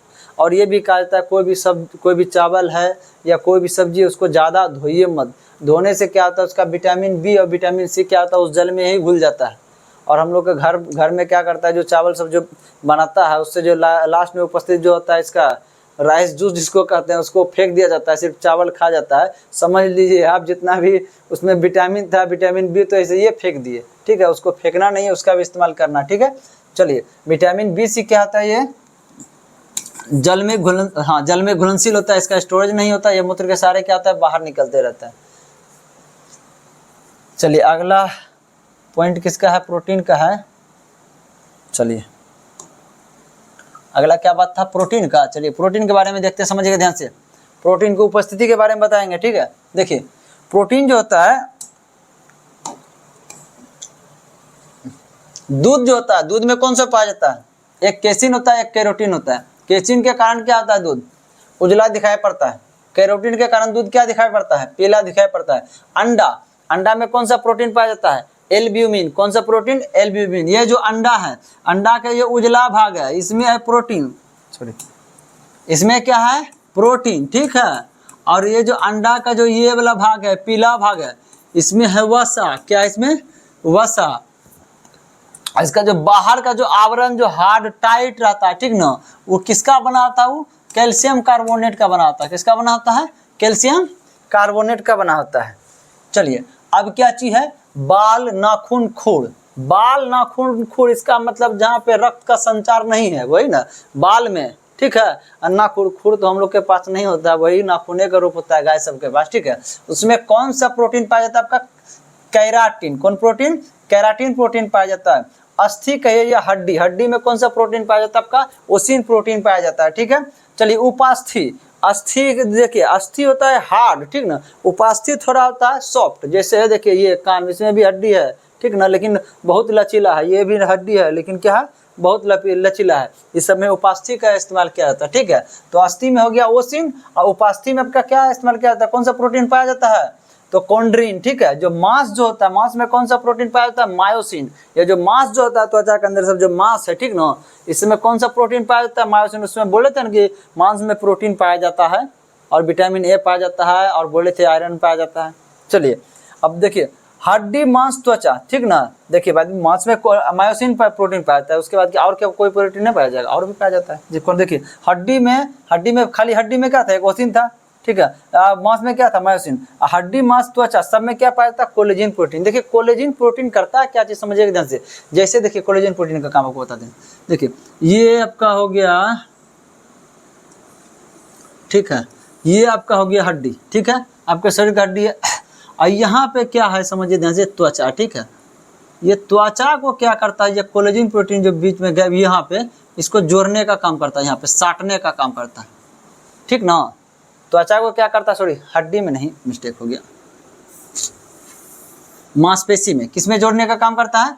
मांसपेशी में। जैसे मांसपेशी है ना, तो इसको इसमें क्या करता है? इसको जोड़ने का काम करता है त्वचा को। यह त्वचा जो ऊपर का जो लेयर है ये सटा हुआ है मांस में, किस कारण से? ये कोलेजन प्रोटीन के कारण से। और लोग अक्सर देखते हो, लड़के लोग तो बहुत कम, महिला सब क्या करती है कि हार्ड टाइप्स का इस्तेमाल करके, जैसे होता है कि देखिए पेंड्रम सब जो क्रीम सब है वो सब इस्तेमाल करने से क्या आता है, ऊपर का जो त्वचा जो होता है वो त्वचा ऊपर लगा हट जाता है, ठीक ना, जिसके कारण उसको देखने में थोड़ा जो वो आकर्षित लगने लगती है, थोड़ा अच्छा लगने लगती है, उसको लगता है कि हम जो ना अब ठीक हो गए हैं। लेकिन वो क्या है, उसके लिए वह नुकसानदेह होता है। वो बार बार हार्ड केमिकल का दवा इस्तेमाल करने से, वो क्रीम का इस्तेमाल करने से क्या होता है, ये कोलेजन प्रोटीन क्या होता है, कम जाता है। कम जाने से क्या होता है उसका, देखिएगा कि जो हार्ड टाइप का केमिकल इस्तेमाल करता है उसका चमड़ी उजरता है, ठीक ना, उजरता है। इसका मतलब कौन जी, वही चमड़ी को साटने का काम कौन कर रहा था? कोलेजन कर रहा था। वो केमिकल के प्रभाव के कारण अब कोलेजन को खत्म कर दिए, जिसके कारण क्या हो, चमड़ी उजरना शुरू हो जाएगा, घाव हो जाएगा, पिंपल्स हो जाएगा। इसलिए जैसा है वैसा रहिए,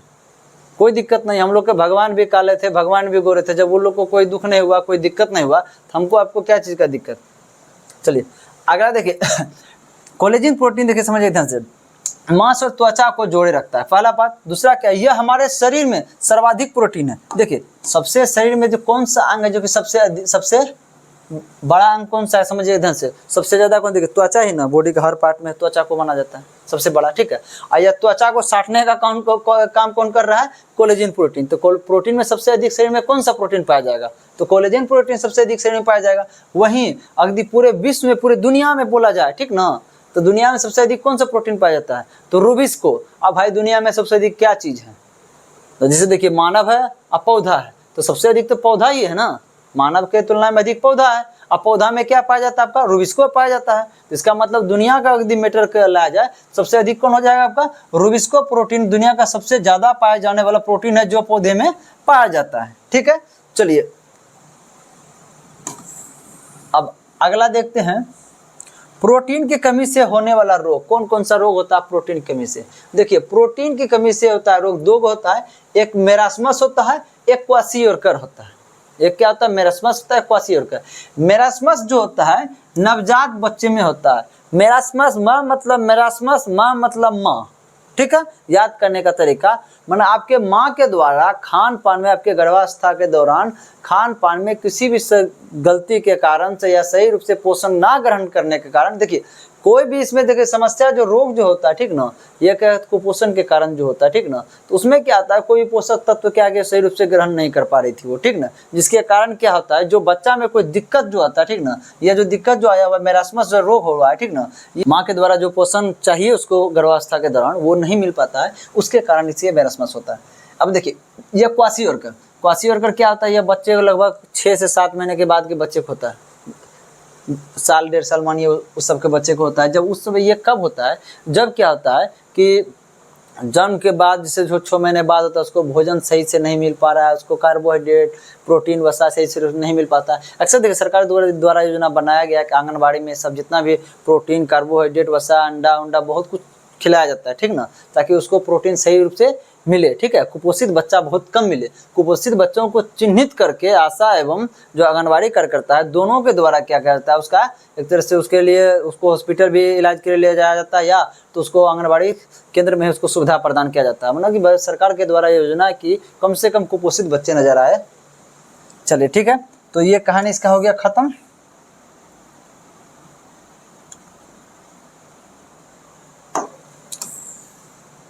लास्ट प्रोटीन ही था ना।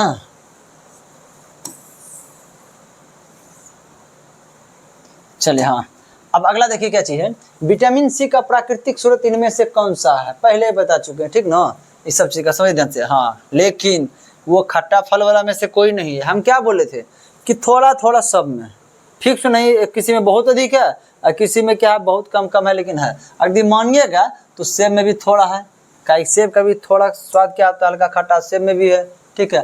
पालक में भी विटामिन सी है, अमरूद में भी विटामिन सी है, कहीं कहीं मिर्च भी पूछ देता है, ठीक ना, मिर्च में भी विटामिन सी पाया जाता है, मिर्च में भी विटामिन सी पाया जाता है। तो इसका क्या हो जाएगा, इनमें से सभी, ये सब में क्या हो जाएगा आपका विटामिन सी पाया जाता है। अगर हम पार्ट बाय पार्ट व्याख्या करते हैं, इसमें से किसका किसका व्याख्या करना, सेब के बारे में बता चुके हैं हम, अमरूद के बारे में बता चुके हैं, अमरूद के बारे में ज़्यादा डिटेल से, पालक के बारे में जानते हैं। देखिए पालक जो होता है, पालक में क्या होता है, आयरन अधिक मात्रा में क्या पाया जाता है, क्या चीज पाया जाता है, आयरन अधिक मात्रा में पाया जाता है। देखिए आयरन कहाँ काम करता है समझ लेते हैं, रक्त में जो उपस्थित जो हीमोग्लोबिन होता है, हीमोग्लोबिन क्या करता है, शरीर में ऑक्सीजन को ले जाने का काम करता है। ठीक है, तो हीमोग्लोबिन में क्या पाया जाता है आपका, हीम, और प्लस क्या पाया जाता है आपका, ग्लोबिन। ठीक है, ग्लोबिन। ठीक है, ग्लोबिन की दुनिया को छोड़िए, ये एक प्रोटीन है। यह जो हीम जो है, यह हीम कहाँ से प्राप्त होता है, हीम यही आयरन है। ये हीम क्या है, ये आयरन है। वही आयरन वाला पदार्थ खाइएगा तो क्या होगा, आपका हीमोग्लोबिन क्या होगा, बढ़ेगा। ठीक ना, डॉक्टर के पास जाइएगा ना, किसी को हीमोग्लोबिन कम हो जाता है,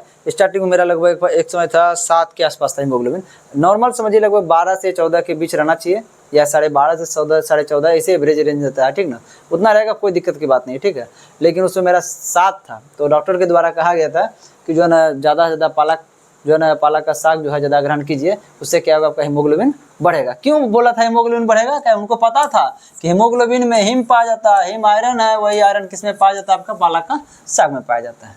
ठीक है, और पालक के साग में क्या, विटामिन ए भी पाया जाता है बहुत अधिक मात्रा में। चलिए अगला देखते हैं, निम्नलिखित से किसमें विटामिन ए का प्रचुर मात्रा में पाया जाता है। विटामिन ए के बारे में क्या बताते हैं आपको, गाजर बताए थे, इसका ऑप्शन भी इधर है, पीछे सब प्रश्न में बता दिए सब कुछ। संतरा में क्या होता है, विटामिन सी का भरपूर मात्रा पाया जाता है। टमाटर के बारे में ज़्यादातर आपको पूछेगा, विटामिन सी भी पाया जाता है, लेकिन इसके बारे में अम्ल के बारे में पूछ देता है। कौन सा अम्ल पाया जाता है, ऑक्जेलिक अम्ल। ऑक्जेलिक अम्ल। आपको एक और चीज़ बताते हैं, समझिएगा ध्यान से। देखिए अक्सर घर में आपको घर में सब लोग कहते होंगे कि दूध यदि खाए हो तो दूध के साथ आप जो है ना, ये बैगन का सब्जी मत खाओ। हम लोगों के घर में ऐसी मना किया जाता है। काहे मना करता था, जो दूध में क्या पाया जाता है आपका, दूध में आपका पाया जाता है कैल्शियम। क्या पाया जाता है, कैल्शियम। देखिए बैगन हो गया आपका, ठीक है, टमाटर हो गया, या पालक भी ले लीजिए, पालक हो गया, ये तीनों में आपका पाया जाता है ऑक्जेलिक अम्ल। क्या पाया जाता है, ऑक्जेलिक अम्ल। ठीक है, ये तीनों में ऑक्जेलिक अम्ल पाया जाता है। अब समझिएगा ध्यान से, ये कैल्शियम और ये ऑक्जेलिक अम्ल दोनों अभिक्रिया करके, प्लस मतलब अभिक्रिया करके क्या बनाता है, कैल्शियम ऑक्जेलेट। क्या बनाता है, कैल्शियम ऑक्जेलेट। कैल्शियम ऑक्जेलेट, यही जो कैल्शियम ऑक्जेलेट है, यही है पथरी। सुनते होंगे कि हाँ जो ना किडनी पे पथरी हो गया 4 mm का, जैसे 3 mm 4 mm तो ऐसे पेशाब के रास्ते से बाहर निकल जाता है, वही 6 mm 7 mm 8 mm तक पेट दर्द बहुत ज़्यादा शुरू हो जाता है। ठीक ना, तो वो जो पथरी जो होता है यही है कैल्शियम ऑक्जेलेट। ठीक है, इसीलिए घर में बोला जाता है दूध खाने के बाद बैगन का सब्जी नहीं खाना, ये सब चीज़ का मना किया जाता था। ठीक है, यह भी एग्जाम में पूछा गया। देखिए कोई भी ऐसा चीज़ हम जिक्र नहीं करें जो कि एग्जाम में नहीं पूछा गया, क्योंकि जितना भी लगभग साइंस से संबंधित जितना भी सेट, किसी का बीपीएससी का हो या टीचर का हो या इसका आपका रेलवे का हो, जितना भी हम सब लगभग हम देखें, ठीक ना, तो उसमें से जो एक तरह से इस चैप्टर के अंतर्गत कहीं भी पूछा गया है, लगभग उस सब चीज़ का हम रिपीट करते हैं। ये आपका जो है एनटीपीसी में पूछा गया ये प्रश्न। ठीक है, इसलिए हम इसका भी रिपीट कर दिए। चलिए अब सेफ देखिए, अब एनटीपीसी में पूछ दिया तो आपका एलपी में नहीं पूछेगा, ऐसा बात थोड़ी ना है। हम खाली देखिए लेकर के चल रहे हैं, हमें एलपी का लेके चल रहे हैं, जेई का लेके चल रहे हैं, एसआई का लेके चल रहे हैं, सब का, लेकिन जानते हैं टोटल आपका रेलवे का हो रहा है इसमें। ठीक ना, यदि दूसरा भी हम लेकर घिंच देते हैं, अभी तत्काल सिर्फ चुन के लिए हुए हैं कि एलपी का है, जो जेई का है, जो एसआई का है। ठीक ना, तो वो सबको जो टेक्नीशियन का वो सब सवाल को चुन के ले रहे हैं, लेकिन इसी के साथ साथ सब डन हो जा रहा है, आपका एनटीपीसी भी डन हो जा रहा है।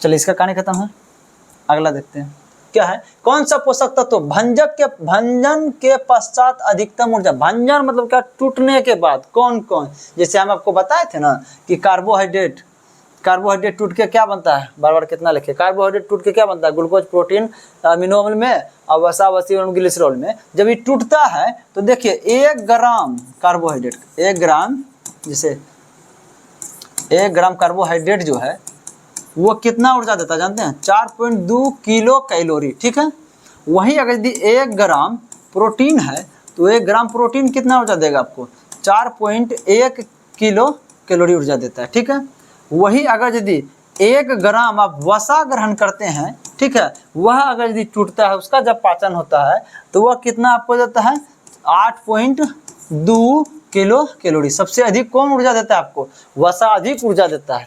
लेकिन यही होता है इसका लेट जो पाचन होता है ना, छोटी आंत में आकर के जो पाचन होता है, इसीलिए हम क्या करते हैं, हम लोग थक जाते हैं तो कार्बोहाइड्रेट का इस्तेमाल कर लेते हैं, जो कि कार्बोहाइड्रेट इससे कम ऊर्जा देता है। मात्रा उतने ले रहा है, दोनों सब 1-1 ग्राम है, लेकिन ये कम ऊर्जा देता है, लेकिन जल्दी नहीं पच जा रहा है। जो तुरंत ऊर्जा देता है उस पर हम लोग विश्वास करते हैं। बाद में ठीक है, आपको भूख लगा है, आपको पनीर देगा 2 घंटा के बाद देगा, ठीक ना।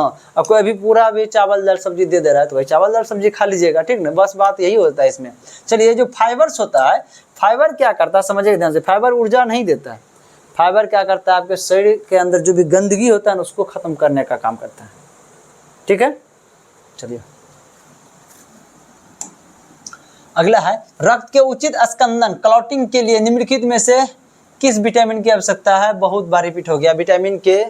चलिए खत्म, देखिए आज ये 4 बार रिपीट हो गया। चलिए विटामिन डी की कहानी खत्म, छोड़िए हटाइए। विटामिन ई, चलिए एक बार विटामिन ई के बारे में सोचते हैं, समझिए ध्यान से। जो विटामिन ई जो है, विटामिन ई का रासायनिक नाम क्या है, टेकोफेरोल। क्या है समझिएगा ध्यान से, क्यों है इसका नाम ये टेकोफेरोल। टेक मतलब होता है जन्म लेना, टेक मतलब क्या होता है, जन्म लेना। अब यहीं से समझ लीजिए, इसका मतलब ये विटामिन ई क्या कर रहा है, किसी बच्चे के जन्म लेने में यह मददगार। आपको बताए थे ना, जब अंडा जब परिपक्व होता है, ठीक ना, उसमें कौन मदद करता है, विटामिन ई मदद करता है। यह विटामिन ई यह भी मदद करता है कि शुक्राणु को भी परिपक्व होने में, शुक्राणु परिपक्व मतलब कौन चीज, निषेचन के लिए तैयार होने में, और अंडाणु को भी परिपक्व होने में कौन मदद करता है, आपका विटामिन ई मदद करता है, ठीक है। और शुक्राणु की संख्या को बढ़ाने में कौन मदद करता है, विटामिन ई मदद करता है। भाई यही दोनों के कारण बच्चे का निर्माण होता है। इसी कारण से विटामिन ई को क्या कहा जाता है, आपका जनन हार्मोन कहा जाता है, सॉरी जनन विटामिन कहा जाता है। कौन, जन्म देने वाला विटामिन बोलिए, जनन विटामिन कहा जाता है। क्या बोला था इसको, जनन विटामिन कहा जाता है। एक और चीज को कहा जाता है बहुत अधिक मात्रा में, इससे सबसे अधिक मात्रा में इसमें एंटीऑक्सीडेंट पाया जाता है। एंटीऑक्सीडेंट के बारे में आपको बताए थे, प्रतिऑक्सीकारक, प्रतिऑक्सीकारक इसका मतलब ये क्या चीज समझिएगा ध्यान से। प्रतिऑक्सीकारक आपको बताए थे, भोजन के पाचन क्रिया के दौरान क्या होता है, कुछ मुक्त कण निकलता है, वह मुक्त कण शरीर के कोई भी कोशिका जाए, न्यूरॉन कोशिका के पास जाएगा तो उसको खत्म कर देगा, आपको पगला देगा, ठीक ना। यदि आपका शुक्राणु कोशिका के पास जाएगा तो शुक्राणु कोशिका काम नहीं करने लगेगा, आप एक तरह से क्या करते हैं, निषेचन की प्रक्रिया आपके द्वारा संभव नहीं हो पाएगा, ठीक है। जिस कोशिका के पास जाएगा उस कोशिका को बर्बाद कर देगा। वही जो भी तत्व एंटीऑक्सीडेंट होता है, प्रतिऑक्सीकारक होता है, वह क्या करता है, वही मुक्त कण जो सबको बर्बाद कर रहा है, उस मुक्त कण को खोज के मारने का काम करता है। सबसे अधिक कौन मारने का काम ये सब करेगा, कौन, विटामिन ई। कौन करेगा, विटामिन ई। विटामिन ई किसमें पाया जाता है, आपका जो गेहूं जो होता है, ठीक ना, गेहूं में पाया जाता है विटामिन ई। उसके बाद किसमें पाया जाता है, आपका हल्दी में विटामिन ई पाया जाता है, ठीक है। अब देखिए बाद में त्वचा का जो कोशिका है उसी पे वो हमला कर देगा मुक्त कण, त्वचा कोशिका खराब हो जाएगा। इसलिए शादी से पहले जो का उटकन कहते हैं, क्या कहते हैं, थोड़ा वो सब चीज़ के बारे में कम हमको जानकारी, लेकिन हाँ जानते हैं कि हल्दी लगाया जाता है लड़का लड़की दोनों को। वो इसलिए लगाया जाता है ताकि कोई भी बाह्य इन्फेक्शन उस पर नहीं हो, ठीक है। इन्फेक्शन मतलब क्या, कोई भी जो मुक्त कण जो है वह किसी कोशिका को नुकसान नहीं पहुंचाता हो। बाय द वे वही कोशिका, आप समझिएगा ध्यान से, शुक्राणु भी क्या है, कोशिका है, अंडाणु भी क्या है, कोशिका है। अब बाय द वे वह मुक्त कण क्या करेगा, बाय द वे वह मुक्त कण क्या किया, यह शुक्राणु पे हमला कर दिया, शुक्राणु हो गया खत्म। अब क्या होगा कि दोनों को शादी भी करा देने से क्या फर्क पड़ेगा, कोई फायदा है, कोई फायदा नहीं है, ठीक ना। बाय द वे अंडाणु के कोशिका पे वो हमला कर दिया मुक्त कण, तो अंडाणु का कहानी खत्म, ठीक ना। इसीलिए क्या क्या होता है, एक तरह से इस चीज को भी ध्यान में रखते हुए हल्दी लगाया जाता है। चलिए अब विटामिन ए के बारे में बता दिए हैं, अगला देखते हैं। हमारे आहार में मौजूद हरी और पीली सब्जियां ज्यादातर हमें भोजन के रूप में कौन सा तत्व प्रदान करती है, ठीक ना। ये हरी और पीली सब्जियां ज्यादातर तो बहुत कुछ का करेगा, विटामिन ए कर देगा, ठीक ना। लेकिन भाई ऑप्शन में जो हमको उसके अनुसार से चलते हैं, ऑप्शन के अनुसार से आपका हो जाएगा इसमें पोटेशियम। क्या होगा, ये किसका निर्माण करता है, वो क्या चीज देता है, अत्यधिक मात्रा में पोटेशियम। पोटेशियम क्या करता है कि मस्तिष्क में जो तंत्रिका तंत्र जो होता है, तंत्रिका तंत्र काम करने के लिए उसको 2 चीज चाहिए। तंत्रिका तंत्र को काम करने के लिए, मैंने सूचनाओं के एक स्थान से दूसरा स्थान तक ले जाने के लिए 2 को खनिज तत्व चाहिए। कौन कौन चाहिए, एक सोडियम चाहिए, एक पोटेशियम चाहिए। इसी के द्वारा वो क्या करता है, एक स्थान से दूसरे स्थान तक ले जाने का काम करता है सूचना को, कौन, तंत्रिका तंत्र, ठीक है।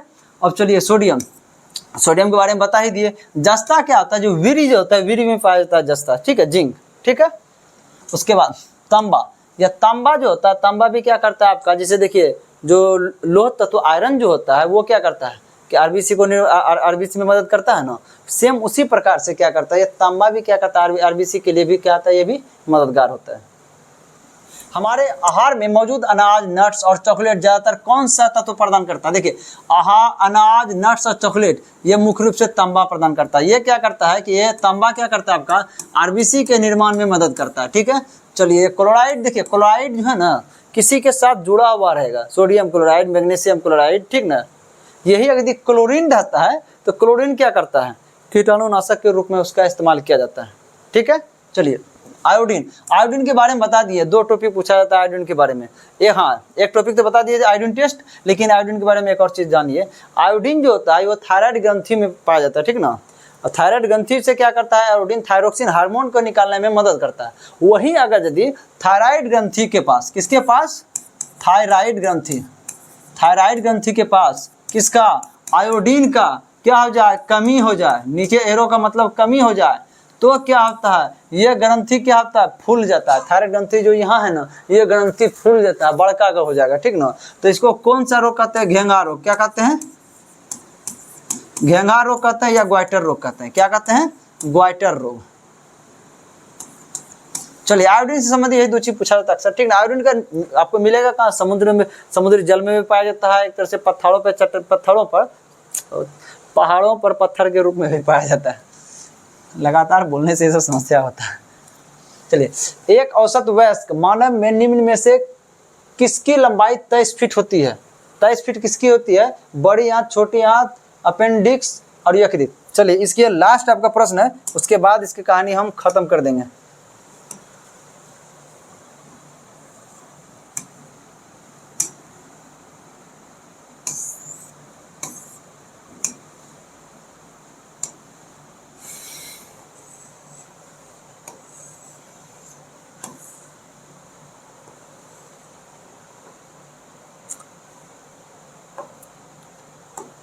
चलिए देखिए क्या क्या है कि बोल रहा है एक औसत वयस्क मानव में निम्न में किसकी लंबाई 23 फीट होती है। अब इसका लंबाई समझिएगा ध्यान से, जो हम लोग का शरीर का आहार नाल जो होता है, समझिए पहले ही बता चुके हैं, यह मुंह से शुरू होता है, कहाँ से, यहाँ से शुरू होता है, और यह जो पार्ट जो एनस है यहाँ तक में खत्म हो जाता है, ठीक है। और यहाँ से यहाँ तक का कुल लंबाई यदि मीटर में देखिएगा तो 9 मीटर होता है। कितना होता है, 9 मीटर। फीट में देखिएगा तो लगभग 30 फीट होता है। कितना होता है, लगभग 30 फीट होता है। वहीं अगर यदि देखिएगा इसमें से जो छोटी आंत होता है, छोटी आंत का लंबाई लगभग 7 मीटर होता है, ठीक है। और यदि फीट में देखिएगा तो लगभग 23 फीट होता है, ठीक है। तो सबसे लंबा जो होता है छोटी आंत होता है। छोटी आंत कौन है, ये है, ये पीला वाला। अभी हम पाचन तंत्र का जो भी पार्ट है सबका बारे बारे व्याख्या कर देते हैं। यह जो है आपका मुंह हो गया, यह क्या हो गया, आपका मुंह हो गया, इसको माउथ कहते हैं, ठीक ना। और यहाँ पे आपका ये हो गया ग्रसनी, ये क्या हो गया आपका ग्रसनी, ठीक है, जिसको फेरिक्स कहते हैं, ठीक है। ये एसोफेगस, यानी ये क्या हो गया आपका ग्रास नली, क्या है ये, ग्रास नली, ठीक है। ये क्या होगा, स्टोमच यानी पेट, समझिएगा ध्यान से, यानी आमाशय। ये 3 भाग में होता है, देखिएगा ध्यान से,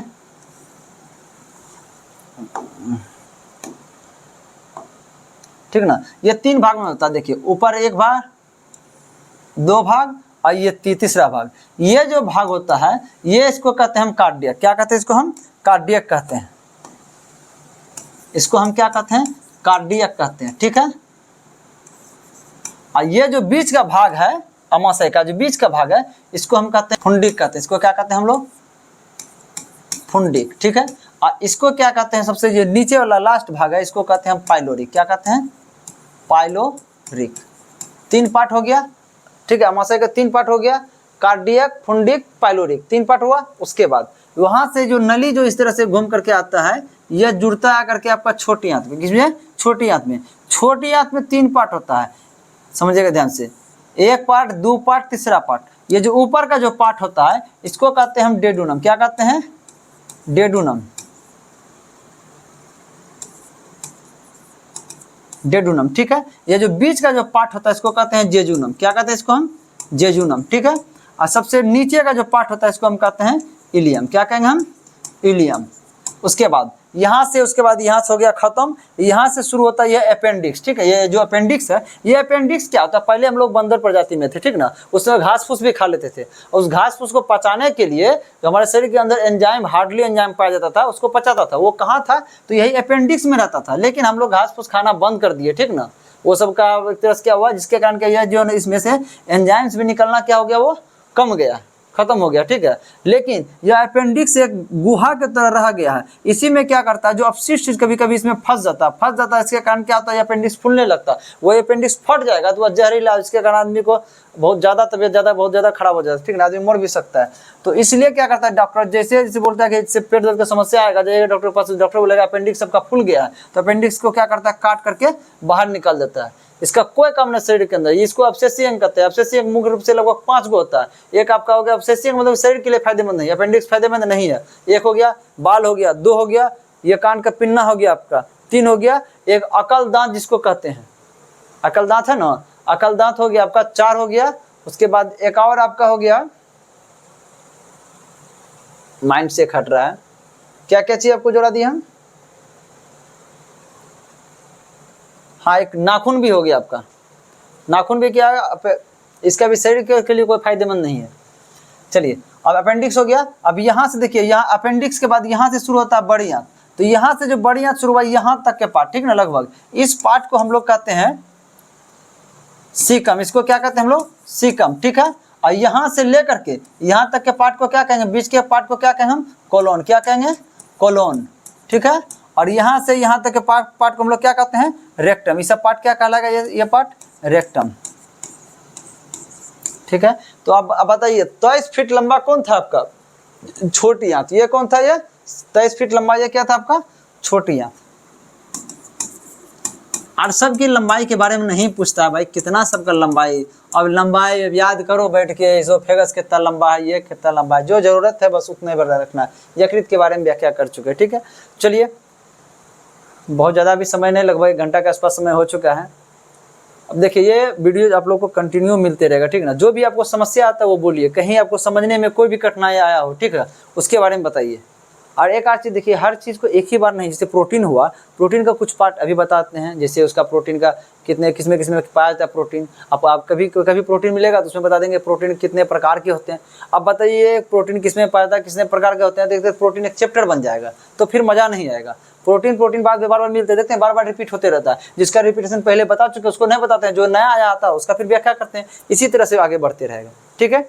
चलिए थैंक यू, जय हिंद।